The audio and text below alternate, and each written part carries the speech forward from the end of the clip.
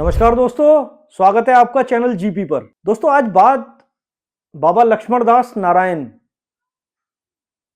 Oblique लगाते हैं, नीम करौली बाबा। उनका प्राकट्य कहाँ हुआ, कहाँ उनका जन्म हुआ, कहाँ से वो चले, कहाँ उन्होंने जो हम सुनते हैं ट्रेन रोकी, ऐसी जगह पर हमारे दोस्तों ने बीड़ा उठाया कि भारत के जो छुपे हुए तीर्थ हैं या जो ऐसी जगह हैं जो आज तक जनता के सामने नहीं आई हैं, आप लोगों ने अब तक नहीं देखा है। तो हमारे दो दोस्त दीपांशु राठौर और यशवीर, जो हमारी टीम के अहम सदस्य हैं, ने कोशिश की है एक प्रेजेंटेशन देने की, उस जगह से आपको रूबरू कराने की। तो आप उन दोनों युवाओं का उत्साहवर्धन करिए, चैनल को सब्सक्राइब करिए, शेयर करिए, लाइक करिए। बहुत बहुत धन्यवाद। भारत माता की जय।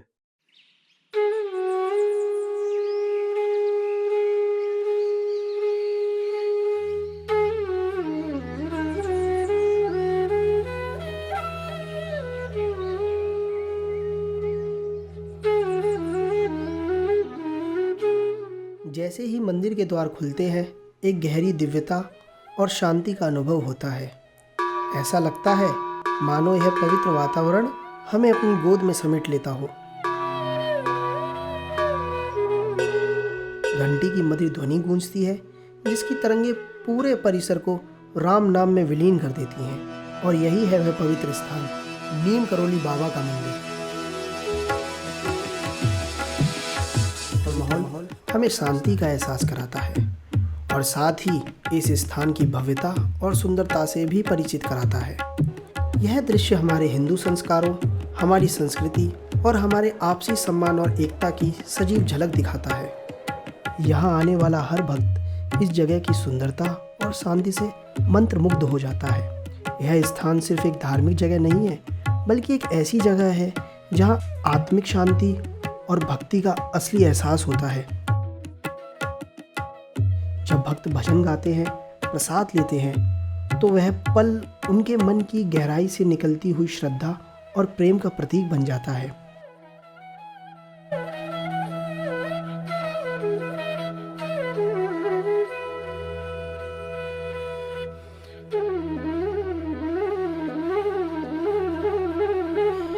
यहाँ की हर आवाज़, हर आरती मनुष्य और भगवान के बीच के आध्यात्मिक जुड़ाव को और भी मजबूत करती है। और जैसे जैसे मंदिर का निर्माण आगे बढ़ रहा है, वैसे वैसे यहाँ की भक्ति, ऊर्जा और विश्वास और भी गहराई से जुड़ते जा रहे हैं। यह मंदिर सिर्फ ईंट पत्थर का ढांचा नहीं है, बल्कि लोगों की आस्था, प्रेम और श्रद्धा से बना एक जीवंत प्रतीक है। मंदिर ये बाबा नीम करौली धाम के नाम से प्रसिद्ध है। जो कैंची धाम है ना, सबसे पहले यहीं से गए थे बाबा जी। कैंची धाम मैन धाम उनका यही है, ठीक है। यहाँ के बाद कैंची धाम गए थे, बाबा जी के नाम की स्टेशन बनी है। यहाँ ट्रेन रुक गई थी बाबा जी के, मतलब जो बाबा जी को उतार दिया ट्रेन में, तो ये सामने स्टेशन बनी है और इनके नाम की यहाँ हर एक गाड़ी ट्रेन रुक के जाती है। और ये मैन मंदिर है।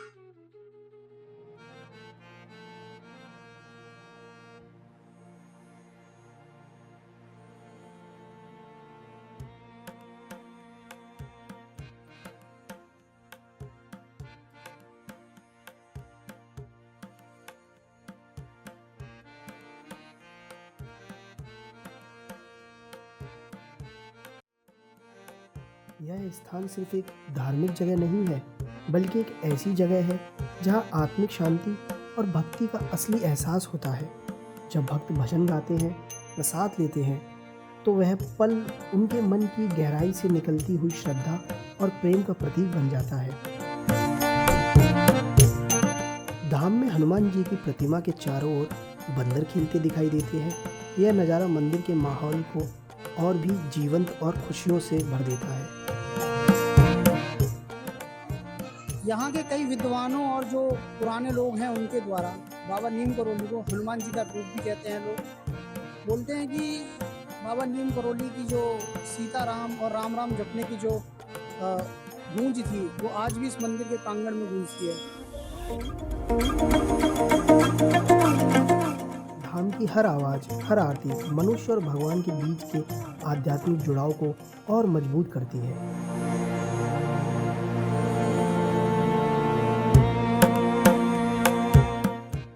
बाबा जी को जब कोई हनुमान जी का अवतार कहता था तो अक्सर उनकी बातों को टाल दिया करते थे। वो कहते थे, मैं कोई हनुमान जी का रूप नहीं हूँ, बस सब कुछ हनुमान जी कर रहे हैं, मैं कुछ नहीं करता, मैं सिर्फ उनकी आराधना करता हूँ। कुछ यात्राएं हम खुद नहीं चुनते, वो हमें चुन लेती हैं। उत्तर प्रदेश की पवित्र भूमि पर प्रकृति की शक्ति और श्रद्धा की सरगम के बीच स्थित है नीम करौरी बाबा धाम, जहां आने वाला हर पहला यात्री एक अजीब सी दिव्य शक्ति की अनुभूति करता है, मानो कोई अदृश्य शक्ति उनके मन को छू जाती हो। यहाँ की हवा में भक्ति घुली है, यहाँ के पत्थरों में आस्था बसती है और हर कोने में बाबा की कहानी गूंजती है। लोग यहाँ देखने नहीं, महसूस करने आते हैं उस उपस्थिति का जो शब्दों में बयां नहीं कही जा सकती। यह कथा है उस दिव्यता की, उस महापुरुष संत की जिन्होंने विश्वास को अनुभव बना दिया। यहाँ के महंत से बात करते हमारी काफ़ी भ्रांतियाँ दूर हो गई। उन्होंने हमें बाबा का वह दृश्य भी बताया जब बाबा नए नए आए थे और यहाँ का पूरा क्षेत्र सिर्फ जंगल ही जंगल था। उन्होंने बाबा की वह कहानी भी हमें बताई जो काफ़ी प्रचलित है, रेल की कहानी। श्रद्धा के साथ साथ उसे पर्यटन के रूप से भी लोग ज्यादा देखते हैं। लोग जाते हैं वहाँ घूमने के हिसाब से, क्योंकि अभी पहले जो लोग जाते थे तो दार्शनिक हिसाब से जाते थे, साधना के हिसाब से जाते थे। समय के हिसाब से परिवर्तन होता गया तो लोग जो भीड़ बढ़ रही है, अभी पहले इतनी भीड़ नहीं होती थी। आपने देखा होगा कि 2016 में हम खुद गए, कोई भीड़ नहीं होती। 2016-17 में हम कई बार गए आना जाना, उसके बाद अब जाने का टाइम ही नहीं मिलता हमें। तो उस समय तो देखते थे खाली पड़ा होता था, कुछ नहीं था, खाली भंडारे मिल होती थी, 2-4 लोग मिलते थे। अब तो बताते 15,000 तो एक वो हो गया घूमने वाला, पहाड़ी है, ठंडा मौसम है, वो घूमने का देहात क्षेत्र है।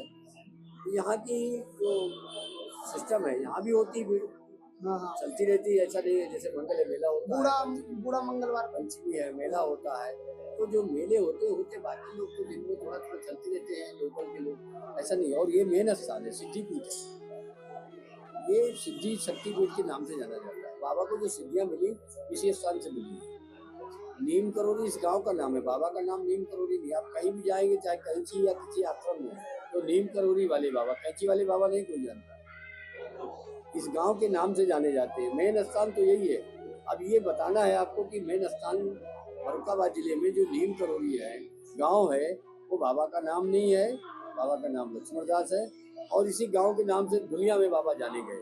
तो मेन स्थान तो यही है, लेकिन लास्ट से फास्ट अब इसका देख रहे जानकारी लोगों को हो रही है कि मेन स्थान है। जो बाबा को सिद्धियाँ मिली यहीं से मिली।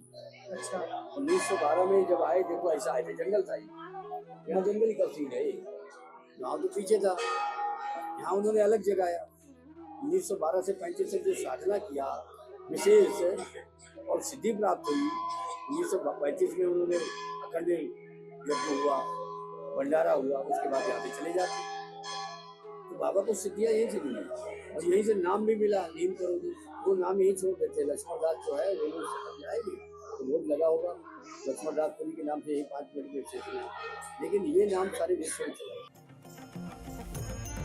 यहाँ के महंत और अन्य लोगों ने बाबा की गुफा के बारे में बताया।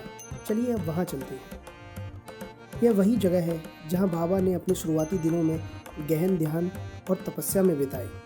कई भक्तों ने अनुभव किया कि जब वह किसी संकट में फंसे तो उन्होंने बस गुफा के सामने जाकर बाबा को पुकारा और चमत्कारिक रूप से उनकी समस्या दूर हो गई।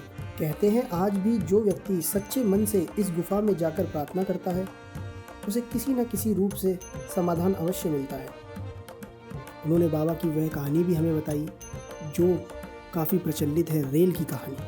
तो हम उस रेल की कहानी को सुनने के लिए और उसकी गहराई को समझने के लिए उसी जगह पे जा पहुँचे जहाँ से ये कहानी प्रारंभ हुई थी, बाबा लक्ष्मण दास से बाबा नीम करोली बनने तक की कहानी।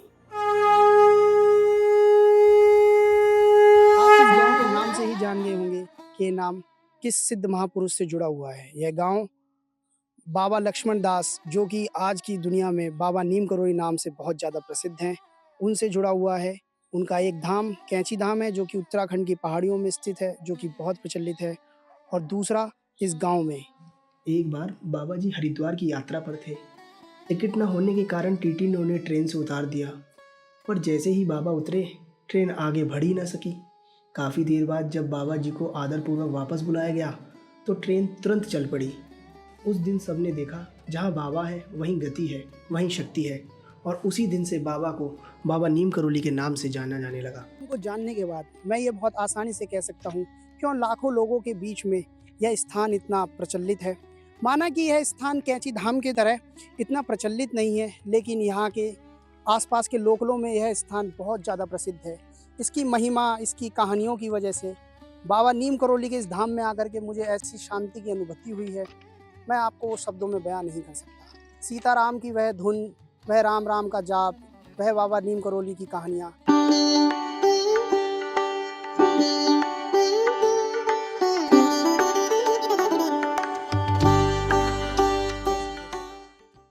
ऐसी ही हमारी और डॉक्यूमेंट्री को देखने के लिए हमारे चैनल को सब्सक्राइब करें, और तब तक के लिए हमारी इस डॉक्यूमेंट्री को प्यार दिखाएं। कमेंट में जय बाबा नीम करोली और सीताराम लिख करके हमारा उत्साह बढ़ाएं। और ऐसे ही मैं अन्य डॉक्यूमेंट्री को लेते हुए आपके साथ आता रहूँगा। तब तक के लिए जय सीताराम।